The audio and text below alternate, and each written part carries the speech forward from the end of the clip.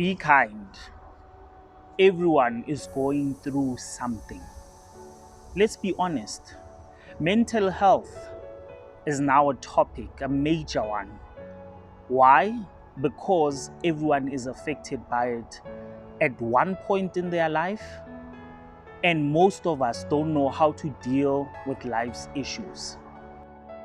Are you telling me you've had suicidal thoughts, bro? There's a lyric in one of his songs, man. There's a lyric, yeah. There's a lyric, he says that. Not you, William, bro. Who's that comedian who killed himself when back then? Robin Williams, not him. Robin Williams. Robin Williams, yeah. Because the thing is, when you look at us, yeah.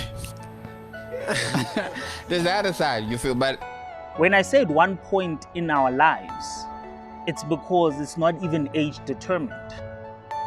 Look at the former Miss USA who committed suicide on the 29th of January 2022.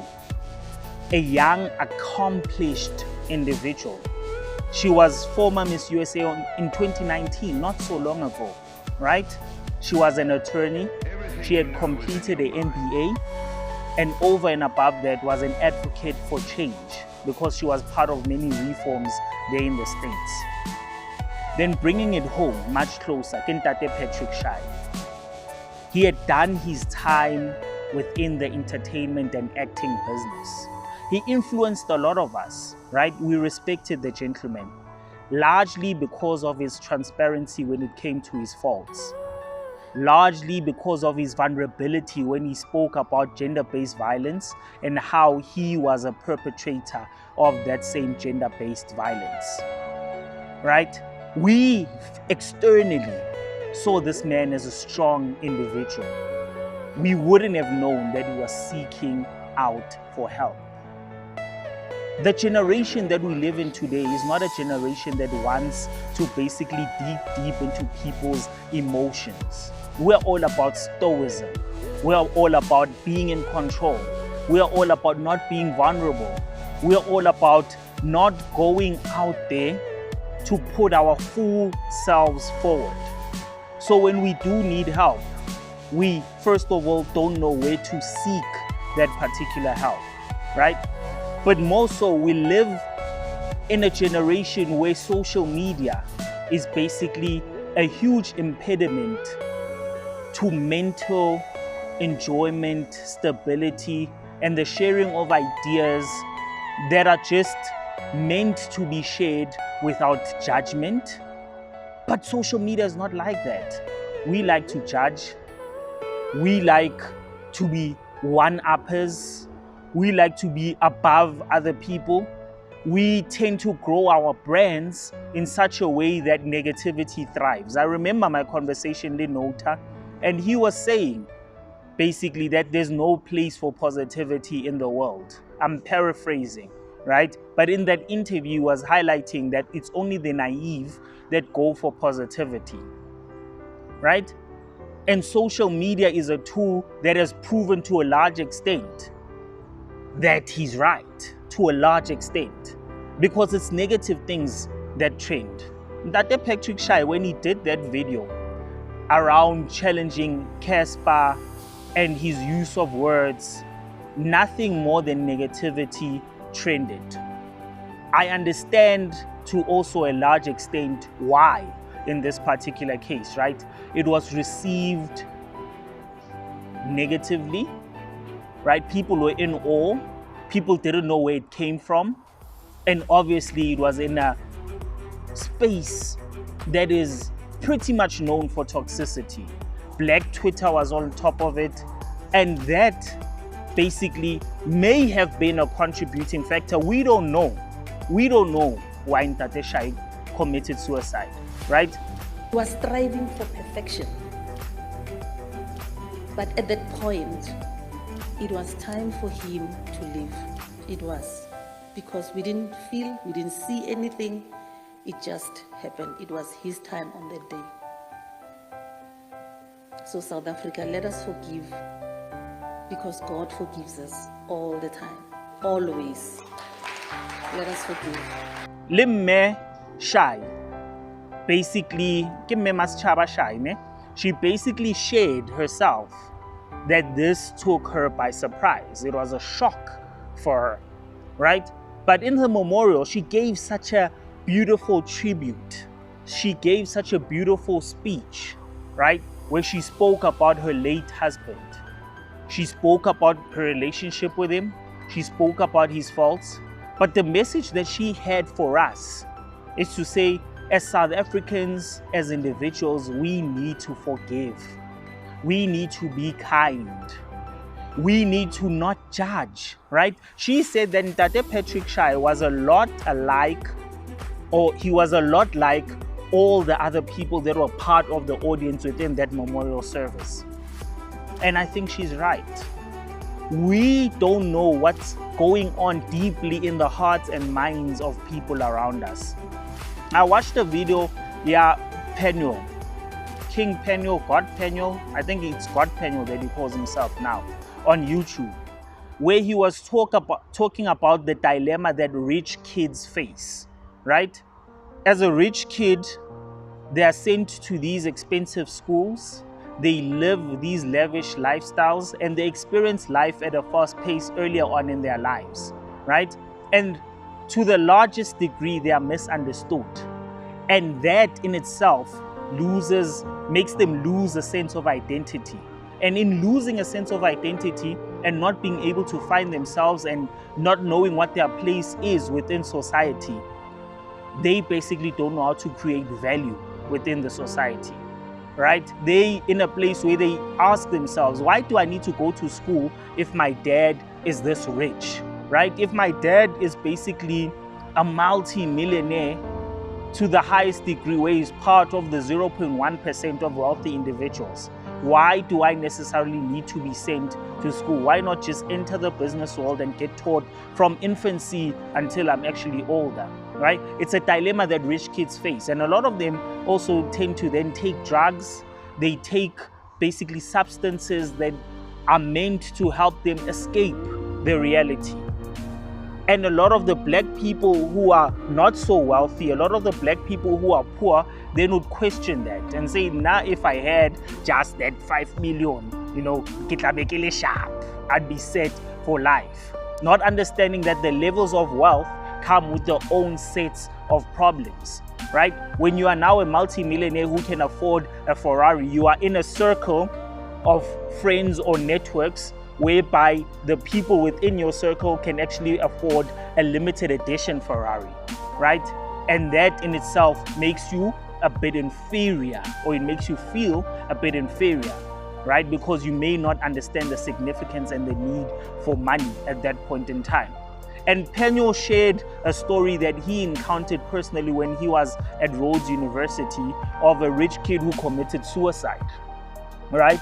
And the kid wrote a letter and outlined basically that he already foresees how successful he'll be in life, but unfortunately he would like for his life to end because he's okay with everything that is to come. He's okay with taking his life right there and then, right? People are facing very delicate situations, and as a society, we need to be mindful of that. A personal story of mine, I remember a young lady, I won't name her, right? She was going through a lot at that point in time, and she was employed under the previous company that I had established. And we had given her roles without empowering her in terms of the experience that she needed to basically succeed within those roles. These contributed to her struggling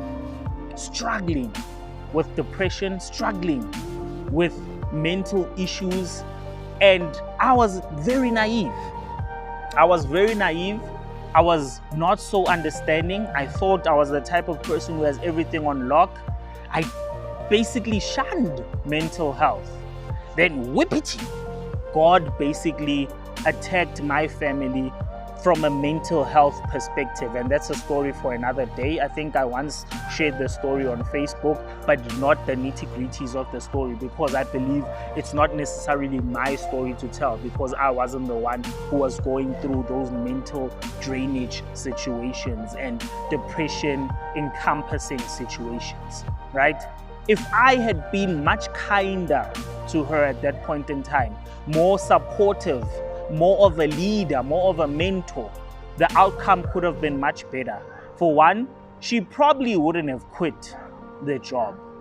Two, she probably wouldn't have gone for a year and a half not thinking of me as a person who is not sympathetic or empathetic at that, right? I called her about a month, a year, 6 months to 8 months later, and then I apologized to her. I reflected, I introspected, and I told her that I am so sorry, I could have done better. And today we communicate freely, we share advice, and she teaches me around issues of mental health. Myself, I've gone for therapy twice, within the workplace, right? Because of my inner demons that I was dealing with. But everyone is dealing with something, right? We just use these vessels of Twitter. We use these vessels of social media, right? As escapism. We use them whereby as long as I'm behind the screen, I'm just able to type what I type. I think that there won't be any implications. Kanti, all I'm doing is imposing myself on a world that receives negativity through me. Be kinder, guys. Let's be kinder. Let's appreciate the small things in life, right? A number of people who commit suicide end up not even giving reasons for those that are left behind, right? They end up not writing a note that elaborately discusses and describes their reasons for taking their lives, leaving us with question marks, leaving us to wonder, did we listen more? Did we take time to smile more? Did we give our loved ones time? Did we appreciate our loved ones? Were we there when they needed us most? Did we focus more on materialistic things rather than the things that don't cost money, right? And every morning we have this ritual, myself and my daughters, and as a family, right? Where we just state what we are grateful for in that specific day. And my girls always remind me that they are grateful for the fruits of the Holy Spirit. These are things that don't cost money. Your joy, happiness, love, right? Your self-discipline, your self-control, your patience, your gratefulness, your faith, your grace, right? Things that don't cost money. We need basically to hang tight. We need basically to be steadfast and strong for others. We need to open our eyes and observe the challenges. People are going through a lot out there. It is us who have the opportunity to ensure that we play the role of empowering people.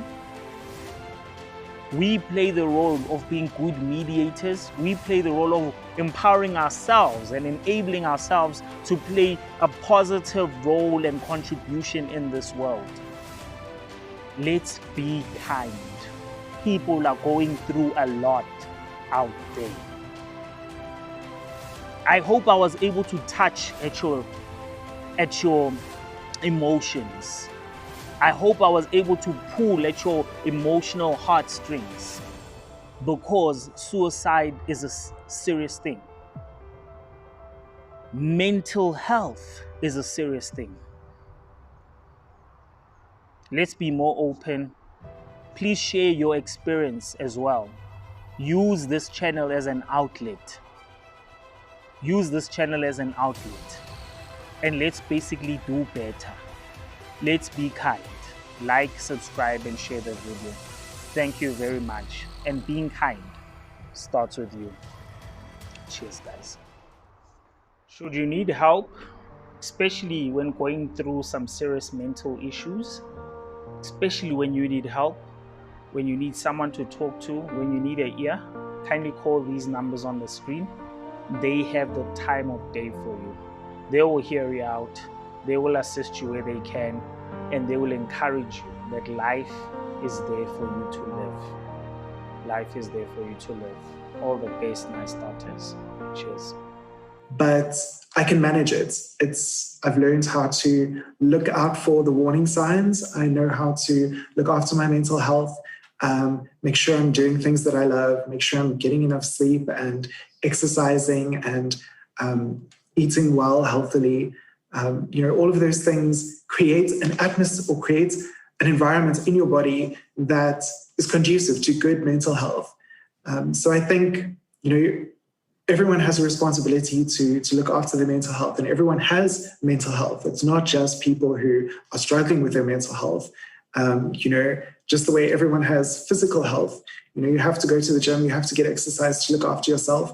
And it's the same with your mental health. Everyone has to look after it and do what they can to keep it healthy.